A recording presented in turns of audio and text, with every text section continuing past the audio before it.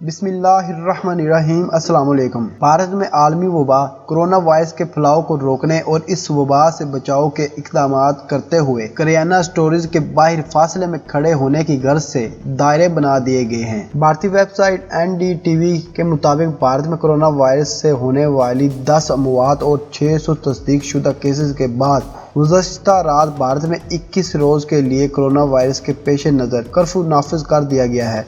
मज़ीद बात करने से पहले इस वीडियो को लाइक करें, हमारे चैनल को सब्सक्राइब करें और बेल आइकॉन ज़रूर प्रेस करें ताकि मज़ीद अपडेट्स वीडियो आपके साथ शेयर कर सकें।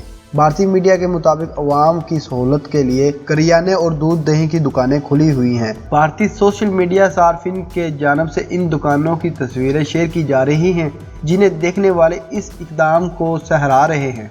भारतीय सोशल मीडिया सार्फिन की जानब से इन दुकानों की तस्वीरें शेयर की जा रही हैं जिन्हें देखने वाले इस इक़दाम को सराह रहे हैं।